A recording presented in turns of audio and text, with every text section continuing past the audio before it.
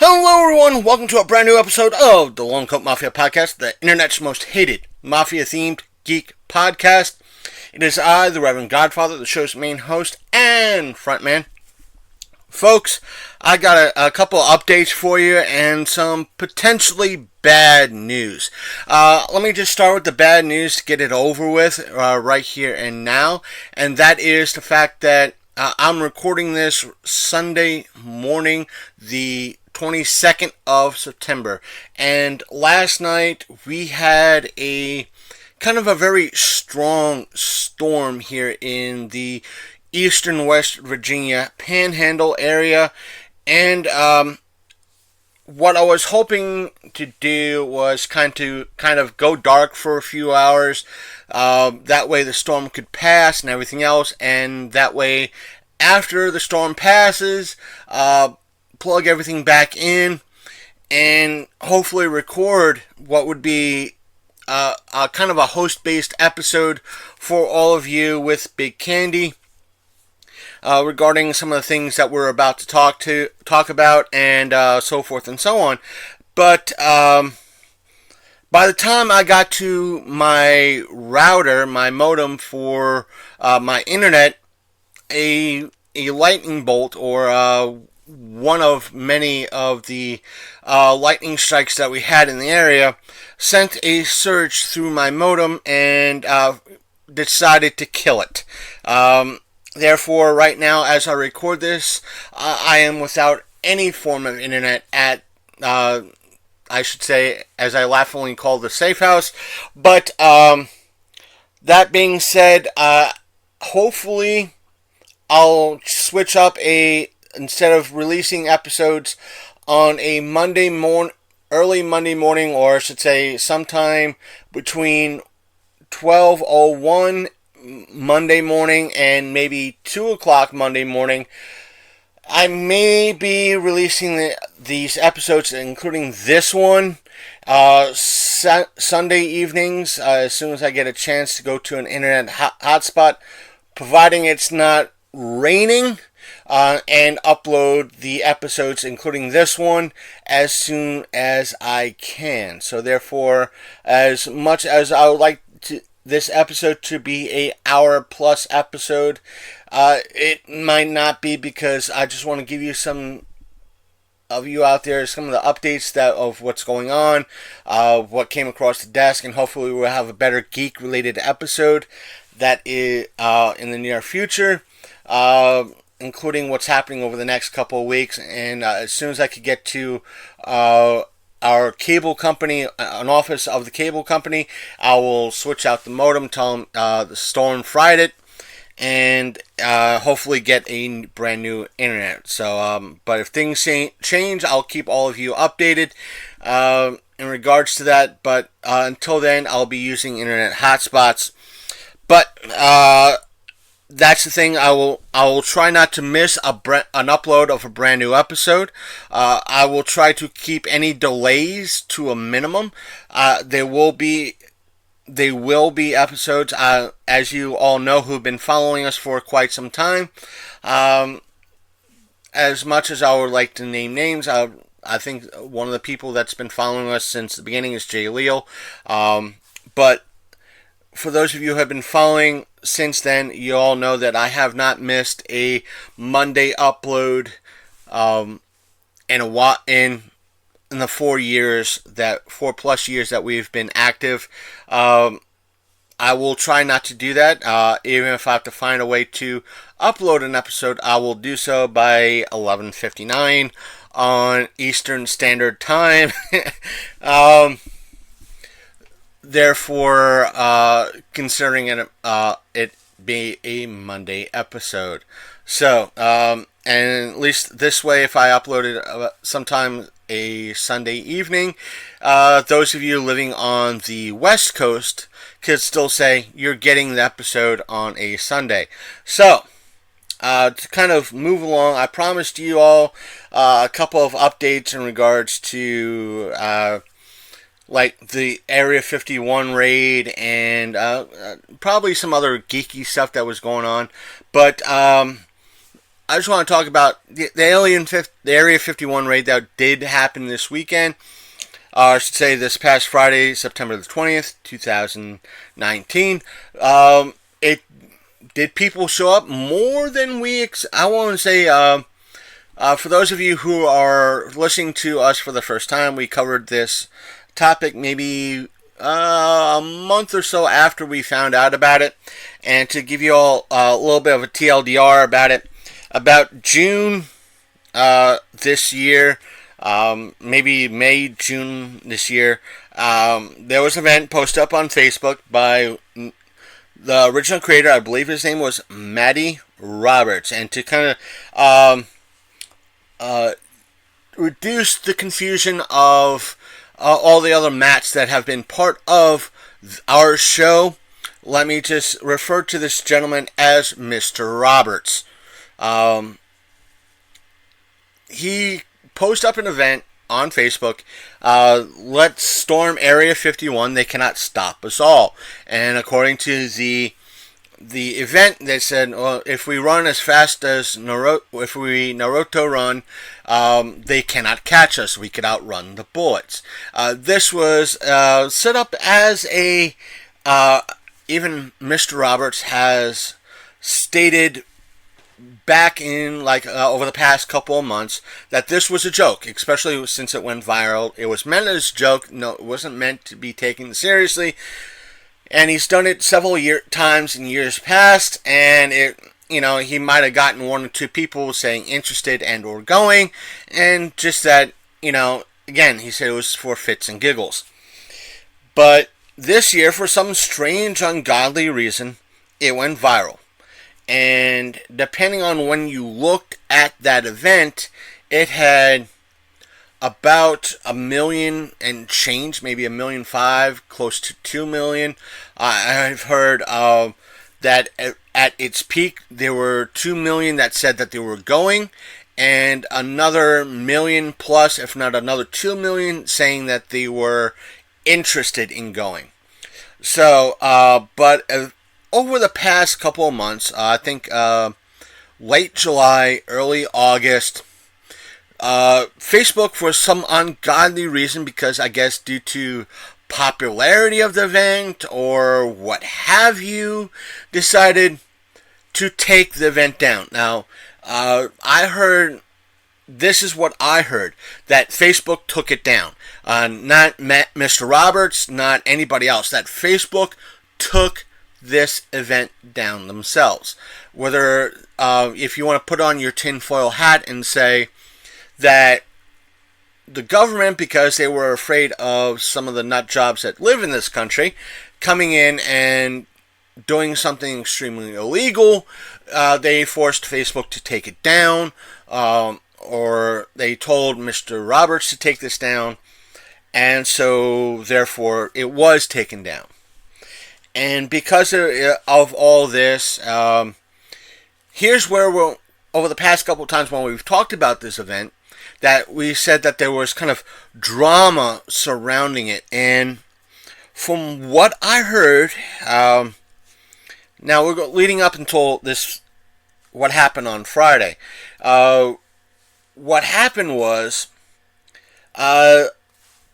Mr. Roberts kind of got in touch with the person in charge of the Little Alley Inn, the hotel that's in Rachel, Nevada, and decided to kind of change it from Let's Storm Area 51, They Cannot Stop Us All, to kind of Alien Stock.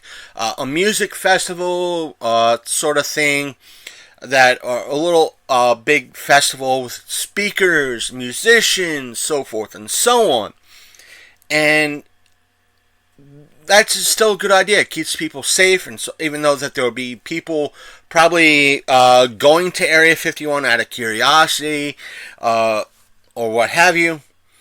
And here is where we also heard a couple other people wanting to do different thing, something similar on the kind of like the other side of Area 51. So that's the thing. What I heard, to go into the drama of it all, that someone kind of approached, please do not take my word for it, approached Mr. Roberts saying, yeah, can we have permission to do something similar on the other side? That way you're not too swamped. He kind of, said okay. But here's where the drama also gets more complicated. From what we heard through various sources and a couple of YouTube channels, that Mr. Roberts at one point backed out or went AWOL with because he was, again, partnered up with the person that runs their little alien inn for this alien stock. And from what we were told, he went AWOL. He dropped out of the agreement. He left the person in charge of the little alien inn and alien stock with the whole shebang of running alien stock. To organize it, get permits, make sure everything's up and running, tickets, and so forth and so on. And he decided, meaning Mr. Roberts, decided to go to Las Vegas and hold this alien convention, alien festival there. As far as what I heard, there was no drama between him and the owner of Little Alien. He just up and left. So, then he had the nerve, Mr. Roberts had the nerve, to turn around, look at the owner of the little Alien Inn, and Alien Stock, and sue her for sending her a cease and desist, and suing her for the whole aspect of alien stock, for doing it and going ahead with it, so forth and so on. Why is she doing this? That, him being this complete just confusion, and that, some people saying he got sponsors for his Las Vegas deal, or what have you. There's a lot of details that have not come across my desk in regards to what's going on. Now, there were some rumors that there were other deals that Mr. Roberts made with other people in regards to events around alien stock. Now, that being said, an article, there's been several articles that have been put out over the past I want to say the past 2 days. Now, one of which is through comicbook.com, is the one that we'll be focused on. We posted one up on our Facebook page about how there was very few people that showed up. Let me put it like this. Most people were not really focused on raiding Area 51 over the past few months. They realized that it was a joke, it was a meme, it was everything else. That even I think we stated that there's going to be people, but not that many. And I think Big Candy would kind of agree with me that any event, a first-year event, anybody, even though you could have, like in this case, over 2 million people showing up, saying that they're going to show up, anybody that does, that's a sizable amount, can make the event a success, and therefore be worthwhile in regards to maybe having it again next year. Now, from what we've heard and what has come across our desk, so to speak, everybody's been saying it's been lower than expected, it's a failure, it's this, it's that, look at these idiots, look at these morons, how could they, so forth and so on. But the thing is, again, anybody that shows up, it's a success. And again, in regard to the lawsuits, is that people have been saying that this is another fire festival, in regards to that it's a scam. But the thing is, the person that's been running Area 51, the little Alien Inn and Alien Stock, she says, even though she's been issuing refunds for this event, but she still has come on record saying that she still wanted to do the event because if she pulls out, she loses the hotel, the inn. She loses a whole hell of a lot of money. But from what we've heard, and kind of seen through a live stream, I didn't get a chance to see the live stream. When we get internet back and got a chance to speak to Big Candy, we'll see it in regards to, because he's seen the live stream and what happened. I didn't. I saw maybe a clip or two of it. I wanted to say I heard reports of 50, 75. From what I seen of the little clip of the live stream, that looked like there was about a good 100 to 200 people there. According to some reports, about 150 people showed up at Area 51 itself, at in essence, the main gate. From what I saw, they had signs, kind of chanting, "Clap them cheeks." It's like a lot of them were just having a good old time there and just hanging out. As to kind of what we stated before, that they were there just to say, "Hey, we were there. We did it. Hey, we showed up." There's been one video that's been floating around Facebook of, I guess during Friday or Thursday evening going to Friday, there was a live broadcast there, and someone, one of the people that was at Area 51 did do like a Naruto run behind the reporter. So hats off to you, sir, in regards to that. Even if you were doing it just for, again, fits and giggles and just to be a troll, hats off, bravo, bravo, bravo. But again, some of the reports that have come across that I have seen saying that there were 150 people. That's still a decent turnout. Granted, it's not 2 million people, but a lot of folks like that are in the reporting industry have that tendency of, mainstream reporting, have that tendency of going, look, they said 2 million people would show up. It was only 150. What a failure. I think I cannot speak for someone like Matt Burns, who would say, hey, I had 5,000 people show up and only had maybe about 500 people show up. You know what? If this is the first time I'm doing it and 500 people showed up, I'm calling that a success. Even if it's the first time he was doing it. Heck, I'd call it a success if he said, hey, I was expecting 5,000 people and 500 showed up. That, to me, even to me, it would say that's a success. It's a start. It's showing that there's interest. And as for Alien Stock, the event near area, the little area inn, about 1,500 people showed up for it. And there was music, there was stuff.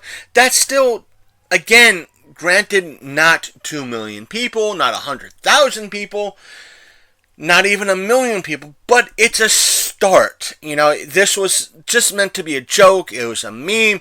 I think a lot of groups stopped posting after a while once it got tiring and all that.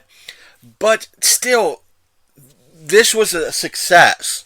But the thing is, it looked like a lot of people were having a good time, having fun. That's the point of it all. Whether people lost money or not, that's a different thing to be seen. But to go through the article, at least the comicbook.com article, I have it in front of me. I don't have internet, but it's like a cached copy that I'm trying here. Again, for the folks that are just now tuning in, my modem for my cable internet is down. I'm kind of limping along here. A lot of the stuff is kind of equivalent of a printed copy. So, because I want to bring all of you content the best way I can, and this is the best way I can. I have to kind of work with what I have. And the article says, like, yesterday, Area 51 went off without too many arrests or injuries.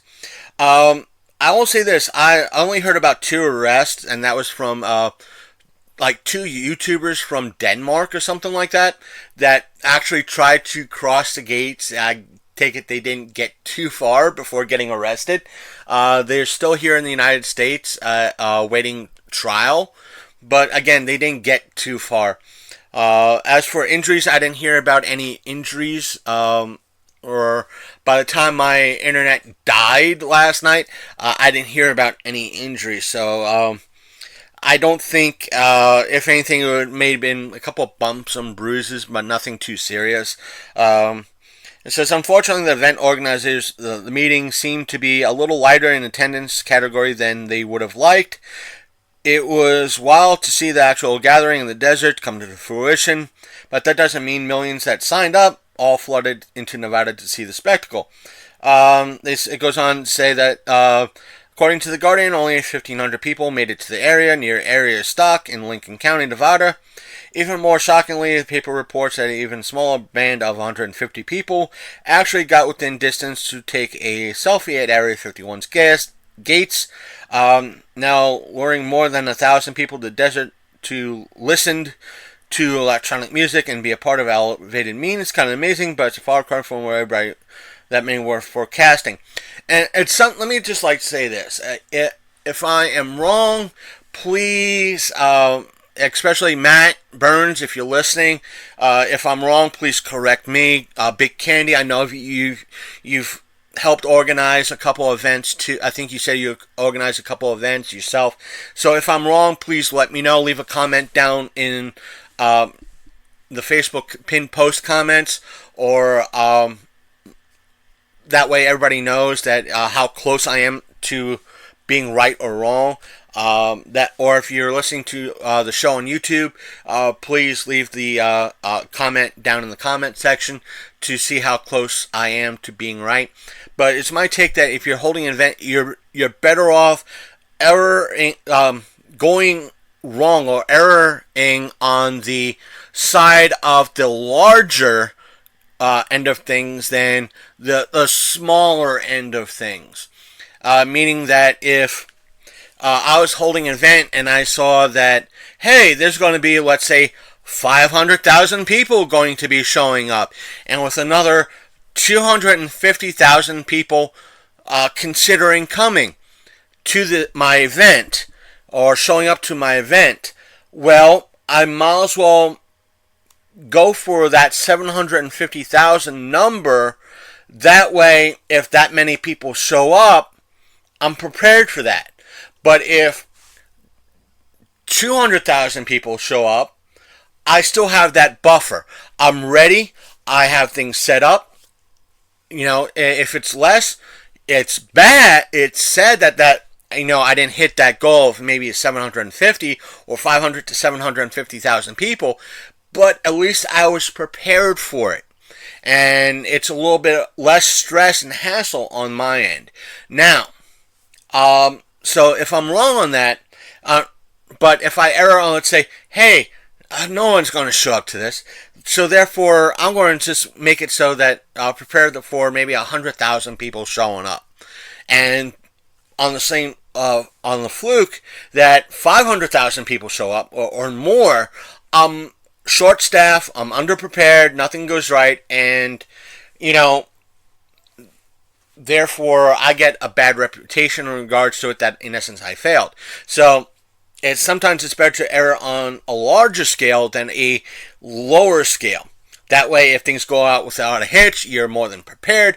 Everybody has a wonderful time.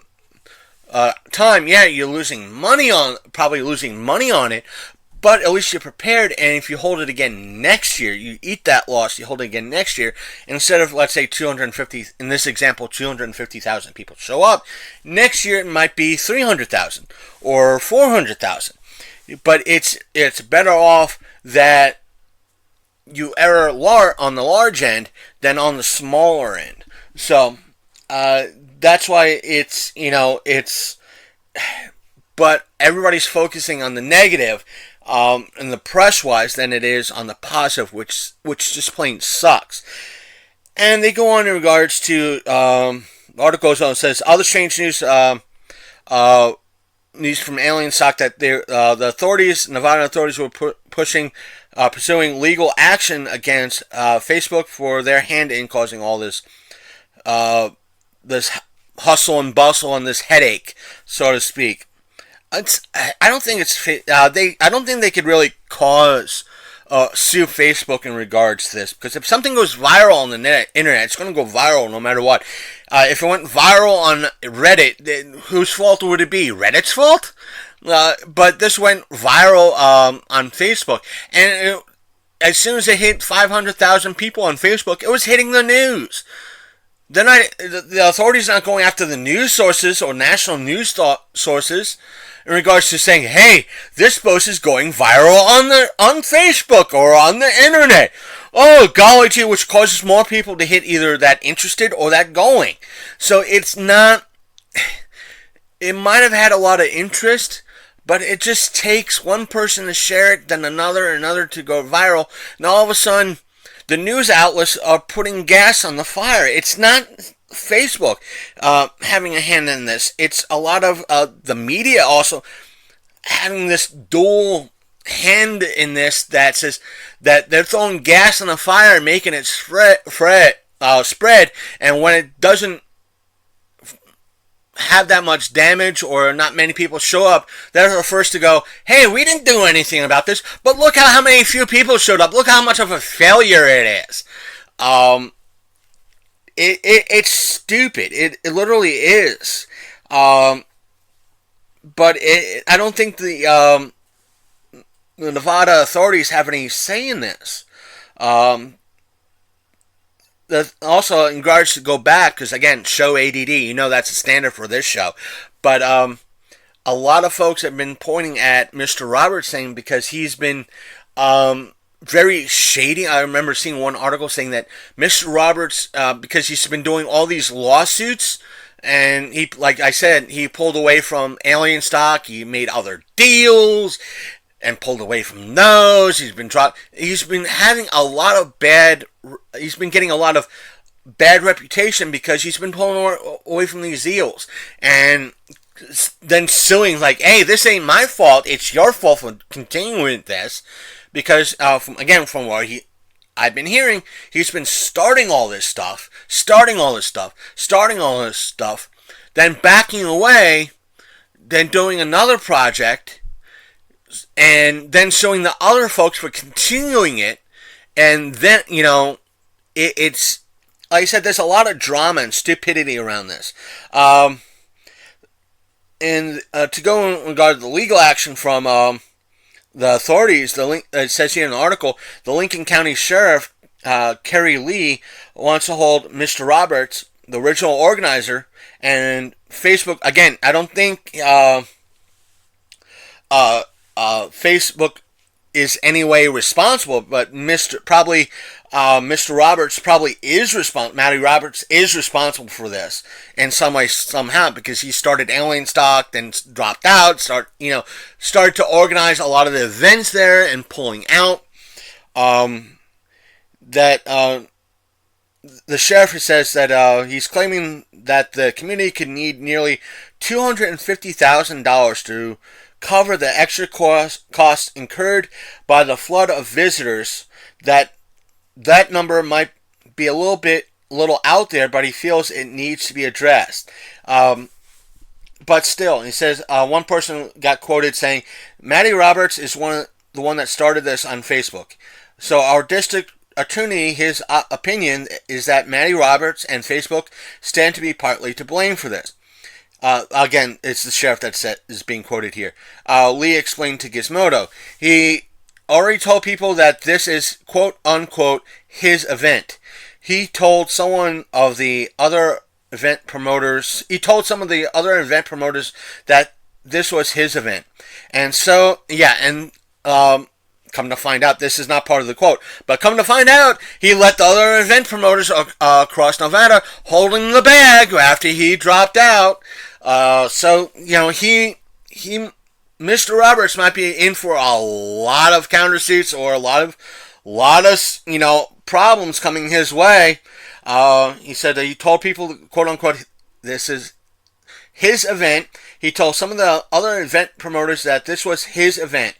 And so I guess if it's his event and he's taking ownership of it, then we know where legal action should go toward.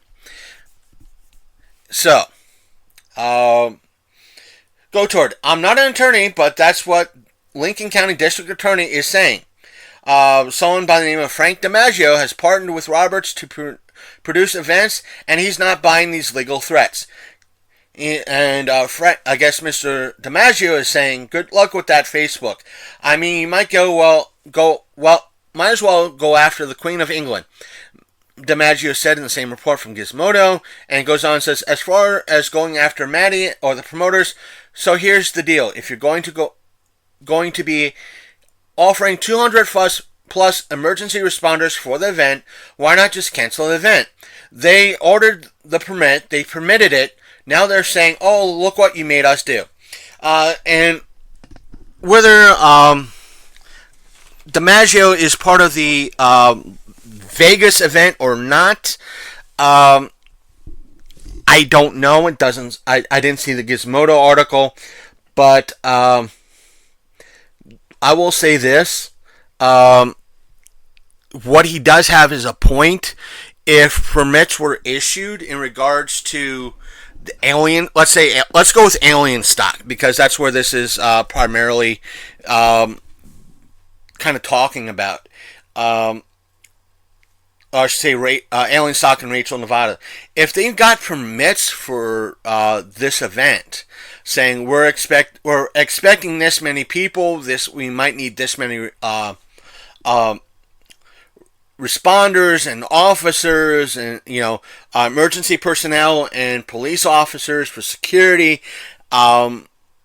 we need the permit, and so therefore the county that Rachel, Nevada is, says, you know what, okay, we sign off, we permit it. So therefore, and not many people show up, like 1,500 people showed up, and they're saying, hey, we wasted all this money for 1,500 people.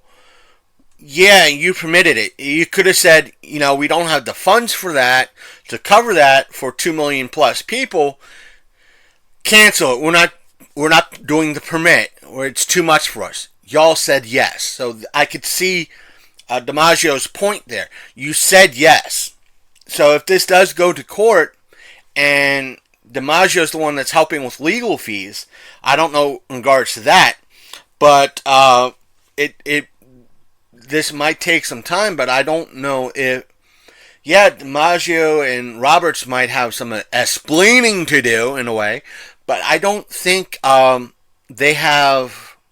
They do have a decent argument, but I think the most person that's going to have trouble and issues is Matty Roberts in this, because he's causing so much drama, and he's from what we heard, started events, backed out, not saying I backed out, just going AWOL, going silent in regards to a lot of this. And when people inquire, he's not saying anything, or he's saying, go to my event in Las Vegas, that I'm having in Las Vegas. But I guess in time, if this still continues to come up, I'll try to keep all of you updated in regards to this. But another thing that we kind of found out, to give you guys and gals an update on, is that, a couple of weeks ago, we talked about a couple of shenanigans. It could have been not a couple of weeks, it could have been a couple of months ago. We talked about how there was some weird crap happening with Walker Stalker, which is, I believe, primarily a Walking Dead convention, and how they were doing a lot of shady stuff, i.e., that what they were doing was they'd be charging for an actor or an actress, saying, hey, it's $50. It's, let's say, $60 for an autograph, and $50 for a photo, $100 for the combo. Yet, in reality, that particular actor or actress was charging $40 for an autograph, and let's say $20 for a photo, and maybe, let's say, $50 for the combo. And what Walker Stalker was doing was pocketing the remaining money without telling that particular actor or actress, or the person that's buying these packages. So that's one thing that we kind of reported on back then. Now it came across my desk. The Better Business Bureau, or the BBB, has come across, got national attention. Again, this was brought to my attention Thursday, September 19th, that people, it says again, apparently Walker Stalker, the Nashville event from the company, the BBB has been saying that they've been having histories of problems before. So it's been, I guess this has been ongoing, and that as of right now, people have been spending like upwards to $600, $700, or $1,000 to go to this event, and they kind of keep pushing the Nashville event back. So even now that the BBB has come out and saying, don't spend your money on this, has put out like a national press release saying, or a statewide press release saying, yeah, don't come here, don't go to this event, it sucks. I find that event kind of funny, that that a government organization, in a way, i.e. the Better Business Bureau, is saying don't go to a geek, in essence, a geeky event, saying it sucks, and they're going to steal your money. They're not going to, they're not worth it. Save your money. Don't come to this event. While as kind of like when we reported, I think it was like last year or something like that, when we talked about how I think it was the horror. Monster Media out in New Jersey had issues with attendance, that they kind of oversold the attendance. That's a mistake. They might have the BBB might have gotten reports saying, hey, they oversold, we couldn't get in, so forth and so on. But I think that's over the past years. Since then, they've definitely learned their lesson. Monster Mania has learned their lesson. I think it was just a fluke that they just oversold. If not, in years ongoing, they'll get a bigger venue to compensate for more people coming in. But you'll never hear a problem, other than like the getting more in than what they were expecting at Monster Mania. You won't hear the BBB coming out and saying, don't attend Monster Mania.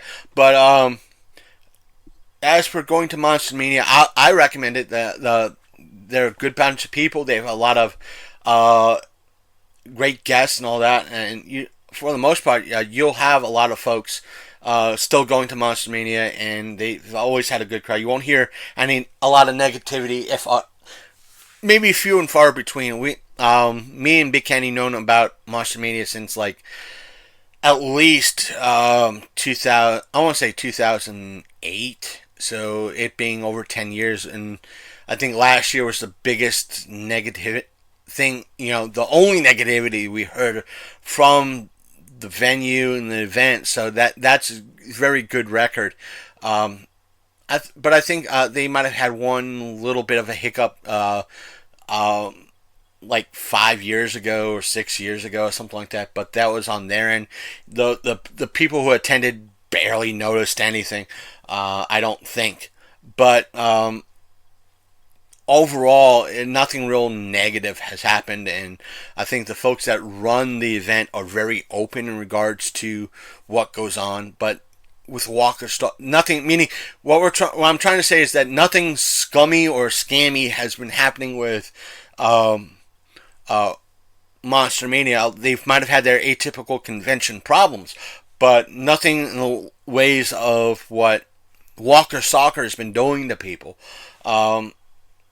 So, that being said, we are still, despite the hiccup that we have here at the show with our internet problems, we are still planning on attending Baltimore this year because of the kind of challenge and the polite way we were asked to cover. I wouldn't say we were, again, for those who don't know, we did put in a press pass for Baltimore Comic Con. We were denied, but we were given the respect of, or welcomed in a way to cover the event if we buy a ticket. I still have to kind of, probably Friday or in about then, get out early, get to the library, purchase the ticket, and print out the ticket so we have a ticket to way to get in and cover it that way. There is one particular person that I told Big Candy that as much as I'm going to cover it, and I will cover it and get as much stuff as I can for all of you out there in regards to audio content, video content, photos, etc., etc. For the event. I plan on doing that, and that way we have something for Baltimore to see next year that we covered it. We want to earn our press pass with you, and here's our coverage we did last year. Do we have a press pass this year? And as I said before, if they give us the same thing, no. But if you want to cover it again, just buy a ticket. We'll be more than happy. You guys did a wonderful job. If they say that next year, I'll still probably buy a ticket and cover it that way, like we've done it for 4-state events in the past. But we did hear one particular guest. We'll talk about the ramp up, and we'll probably do like a ramp up episode the week of Baltimore. I'll see. But the fact of the matter is, they've been having kind of geeky media guests. Not their focus. For those out there that kind of bitch. Sorry to use that word. Complained that they had media guests over the past couple of years. I want to say this: Baltimore has been even with the media guests, has been a 90. If you want to include the media guests, a 95% comic book show. Before the media guests showed up, they were 100% comic book convention. Now, with the advent of some media guests, not many, but I think they've had maybe about 4 or 5 media guests. It's been about 95%. There's still a majority of a comic book convention.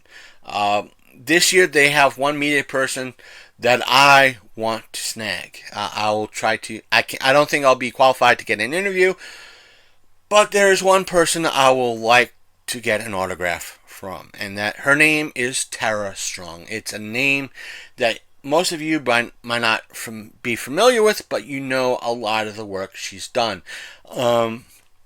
She has over 500 acting credits to her name. All of it is voice work, but I think she's best known for the 3 best known works she's been known for is one, Harley Quinn from the DC animated universe, going back from the original Batman animated season. And I think when Harley Quinn was part of, or showed up in the Superman universe animated series, she was part of that. If Harley Quinn showed up in the Justice League episodes, she was part of that, voiced that. I'm not sure what movies she was part of. I didn't get a good look at all her acting credits, but I do know she also voiced one of the original Powerpuff Girls back in the late 90s, early 2000s. She was also voiced one of the ponies in the My Little Pony episodes. So she's, like I said, she's done over 500 acting credits to her name, ranging from a lot of animated and video game work. I don't think I can get an interview with her. I seriously doubt it. I seriously doubt I'll have a chance because of how long her line is and how recognizable she is. Probably won't stop me from trying or making a judgment call. But please, I'm offering no guarantees on that. What else? Let me just talk about. I told you all it's going to be a short show, and it probably won't last an hour. It's going on the 45-minute mark.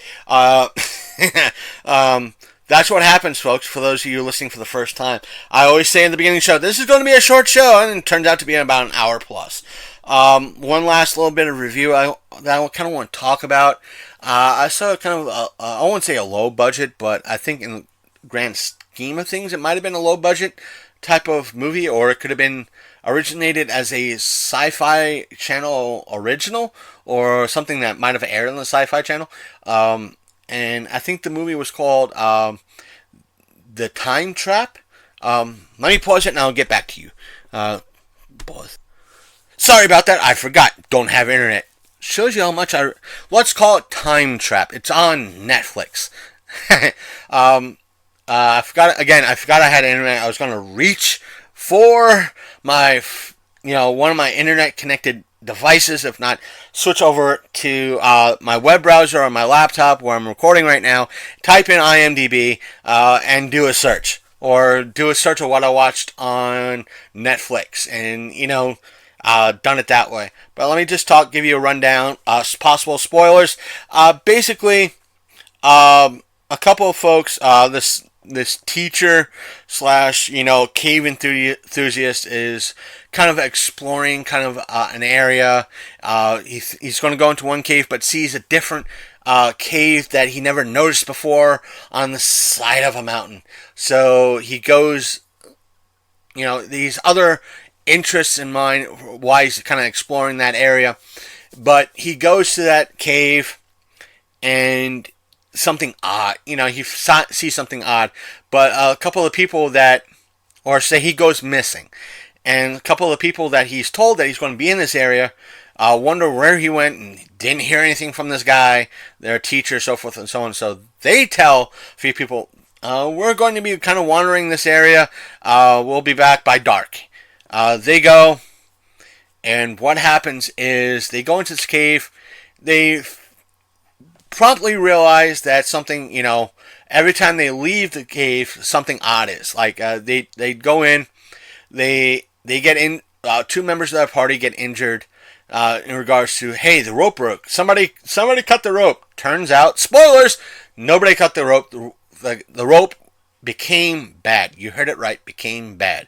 Because time moves differently in the cave. You've come to, again, you can watch it. I'll explain why it's an interesting movie, interesting concept, but why it tends to fail or tended to fail. I want to say overall it's a 6 out of 10. And it's kind of a soft 6 out of a 10. It could be higher, and I'll tell you why it could be higher.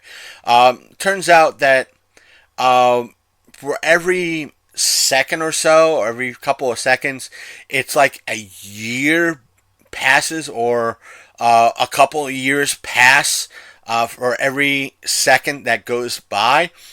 And when one of the folks managed to climb out of the cave, or one of the entrances to the cave, she sees the fact that it's a wasteland, and wonders, hey, this was like a foresty area when we came in here.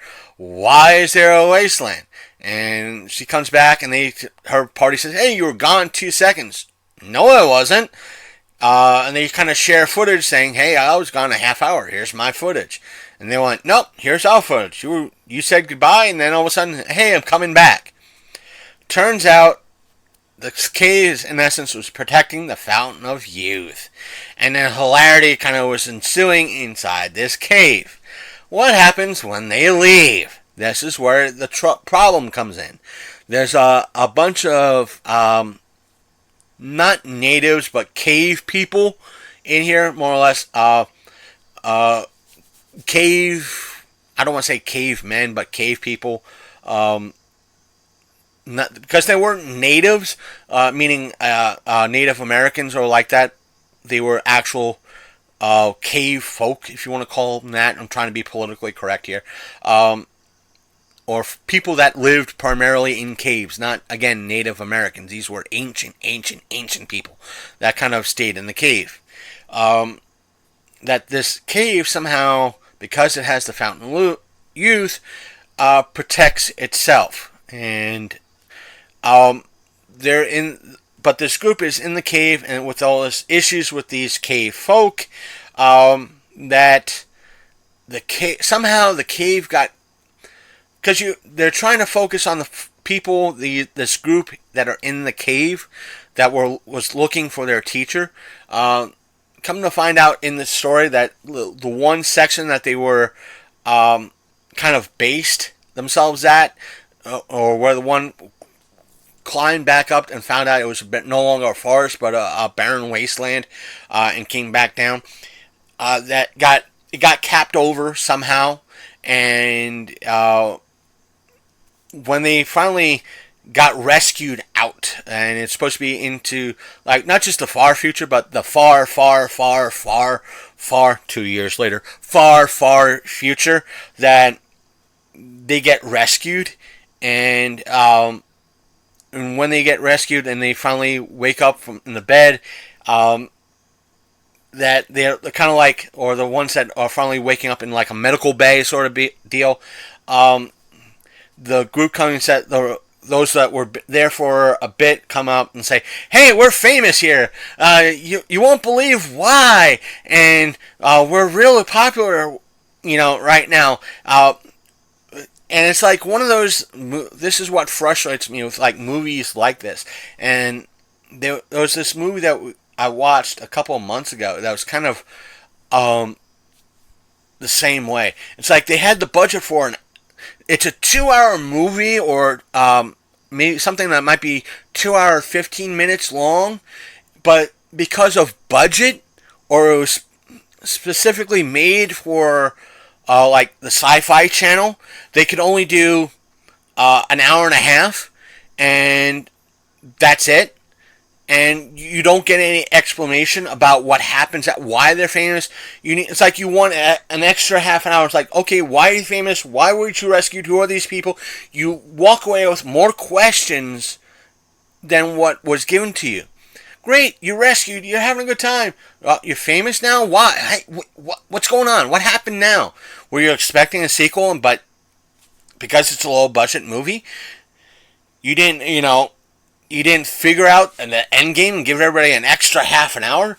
This is not like Kung Fury that it was crowdsourced, that if they got so much money that they were going to do 2 hours, but since they got X amount of money, they actually did a story around the aspect of a short, in essence a half-hour short, in regards to the funds that they had, and it worked out great. It had a beginning, it had a middle, and an end. It was a short, and they left you a little bit of a cliffhanger, just in case, excuse me, they had, if the person wanted to do a sequel. With this, you know dang well that it's not going to be a sequel, and you should have spent the money, or at least stayed there for a couple extra minutes, giving us, filling in some answers and giving some exposition. Like I said, the movie that I saw a couple of months ago was a decent horror movie, and one of the biggest names that was in it was Tony Todd. I was more interested in Tony Todd's character because you didn't know if he was tied to this organization or anything like that, but I wanted to know Tony's character's backstory. Who was he? He only said he was a former farming, like a former broccoli farmer or something like that, and now he's quote unquote farming people in a way, or but I wanted to know more about Tony's character. It's like, dude, you're leaving it hanging. It's like, dude, somebody get the people who wrote this to write, more of Tony's this character's backstory, what he's doing, where is he bringing people, because I want to know this crap. I think that's a lot of the problem with some of these lower, I won't say low budget, but medium budget films, if you want to call that, is that they try, but they leave you with more questions than answers, and or they're being done by people that don't really understand.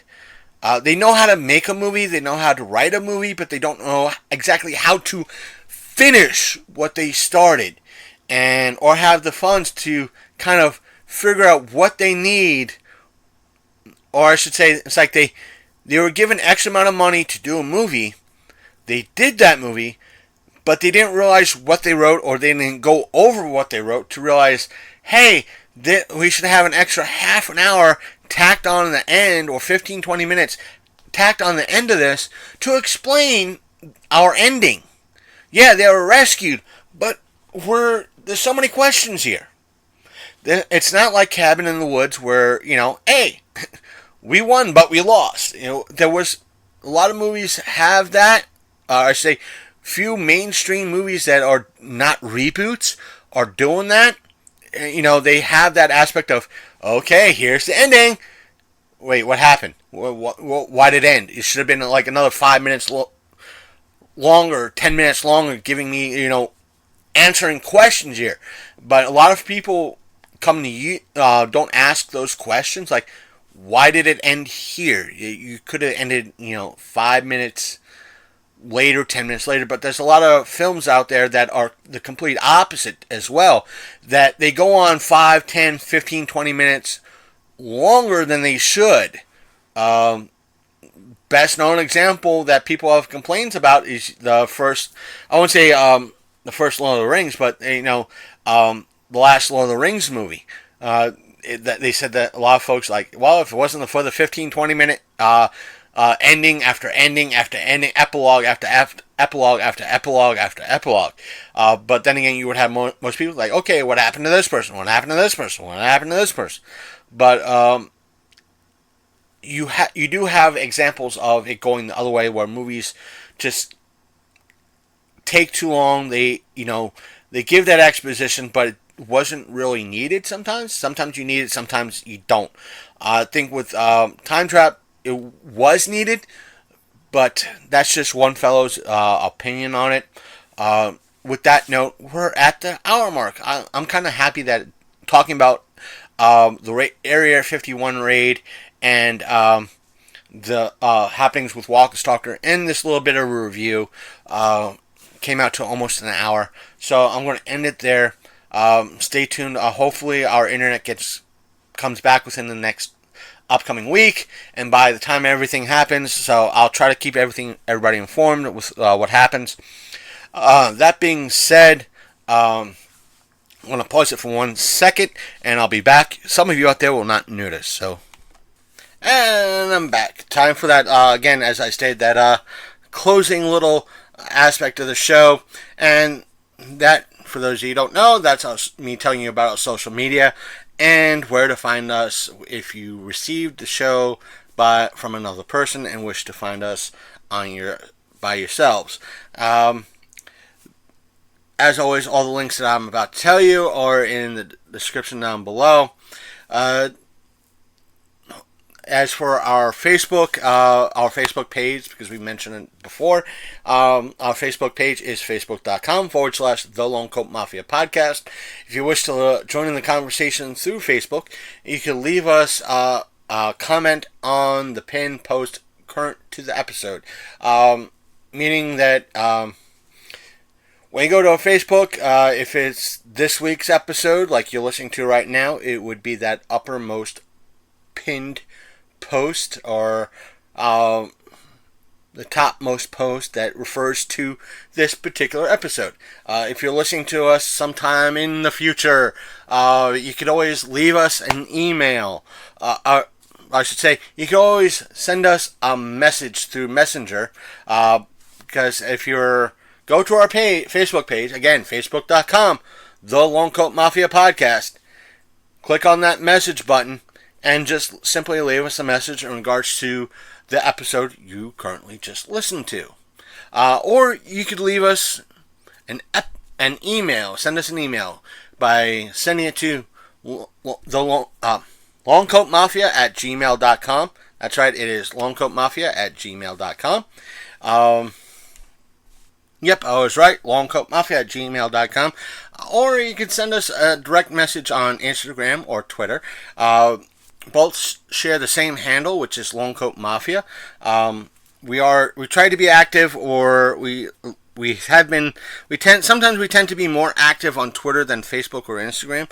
But we ask you to follow us on at least Twitter, because sometimes we communicate and share updates through Twitter more often than Facebook, but we try to spread off updates through Twitter. But again, I do recommend you guys and gals out there following us across both on Facebook and Twitter. But I understand it's kind of hard, because it's in essence, a dice roll in regards to when you get our posts. Because some of you who might use Facebook or Twitter, Twitter's a little bit easier. You can adjust it time-wise, meaning you could look from posts from, let's say, 12 noon going all the way back. But for the most part, they switched to their default mode, which is similar to Facebook, which means you're going to see posts from 3 days ago now.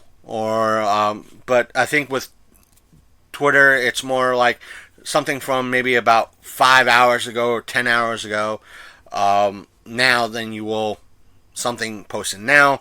Unlike Facebook, which kind of gives you the same posts 3 times from like 5 days ago, or a week from, like a week ago. But still, I do recommend you follow us on Twitter and Facebook. At least that way you have a way to see what's going on. With Facebook, just keep checking with our page for updates. Again, with Instagram, we do post up where we tend to go. If we cover an event, we do post up photos that we try to take and share with everybody. We do have a YouTube channel. Please do a search for the Long Coat Mafia podcast. We are aware of what comes up. We're usually one of the first 3 to 5 things that come up. Our channel is one of the only channels that is labeled the Long Coat Mafia podcast. Let me put it like this: there's a few things behind the scenes that are going on, which once we finalize, we'll let you guys and gals know. Let me just say that is a hint. What else? We do have a Twitch and a Mixer channel. Even though I've been game streaming a little bit more in regards to Borderlands through Facebook, because we have a little bit more followers on Facebook than we do on Twitch and Mixer. But anyway, our Mixer channel is mixer.com/LCMP. All those letters are capitalized. Our Twitch channel is twitch.tv/The Long Coat Mafia Pod. Let me just say this before we continue. The fact of the matter is, we do ask you out there, if you wish to follow us on YouTube, you're more than happy to hit that subscribe button. But we also ask you to also subscribe to, if you would be so kindly to do so, subscribe to our or like our Facebook page too, because there are sometimes we have to put up videos on Facebook instead of YouTube, and vice versa, because sometimes Facebook is a pain in the rear end in regards to videos, thus becoming YouTube is our channel of choice of posting of videos. But sometimes YouTube is a pain in the rear end when it comes to videos and what we have to post up, thus making the video that we want to post up a Facebook exclusive. That way you have a better chance of watching the content we do wish to show you. As per where to find us, in regards to our episodes, yes, you can listen to our episodes on YouTube as background noise if you so wish. We're more than welcome to do that. let me put it like this. What else? We're also found on iTunes, Stitcher Radio. Let me rephrase that. If you're listening to us on your desktop or laptop computer, we are found on iTunes if you're operating a Windows computer or Linux computer. But if you're listening to us on a Apple Macintosh based computer, it might be something other than iTunes now. It's whatever Apple is calling iTunes now, or on the platform. But we're also found on Spotify, Stitcher Radio. Let's see, what else are we found on? That's about it for the desktop, laptop scene. But if you're listening to us on mobile, if you're listening to us on the go, a mobile device, we are available on Apple Podcasts, Google Podcasts, Stitcher Radio, the Spotify, plus where other podcasts are found. Plus, I almost forgot, we are available on the Podbean app, and we are available on our main website, which is thelongcoatmafia.podbean.com. So if you want to, from what I gather, not just the website, but the Podbean app, you could listen to any episode we have in our back catalog going straight to the beginning. That includes our earlier con coverage, interviews, panel recordings, so forth and so on, that we have done all the way in the past. Even some of our retro Electric Eye episodes. So stay tuned for that. Go there, check us out. Check out our archives on our website. And speaking of our website, again, which is thelongcoatmafia.podbean.com, you're not just able to stream our episodes, but you're able to download those episodes onto your laptop or desktop computer and listen to them in any player you see fit. Especially if either one of the other platforms decides to be a little screwy, including iTunes, you're still able to listen to our latest episode or catch up on some whatever episodes you might have missed in the past. For those of you who are listening to this and don't have internet access, we ask you to, if you so wish, wander to your local library, visit their little bit of a computer lab, sign into their internet on one of their computers, and visit our website, again, which is thelongcoatmafia.podbean.com, and download the episodes that you wish and listen to them at home. That seems about it. Take care. It's about an average solo episode here at the show. It's about an hour, almost an hour and 10 minutes. I am pleased for that. Again, folks listening for the first time, this always happens when I think it's going to be a short episode, and it winds up to be a little bit over an hour, about an hour long. So I'm going to say take care, and wish me and the show luck of getting our internet back, and hopefully we'll get back to our usual routine, and we'll keep all of you updated in regards to what's going on. Next week should be interesting, at the least. So let me put it like that. So you might have an interesting episode, or you'll have a type of retro yet not so retro episode. So stay tuned for that. I am the Reverend Godfather. I am out. Take care once again, and I'll see you all next time. You've been listening to the Longcoat Mafia Podcast, the internet's most hated and mafia-themed geek podcast.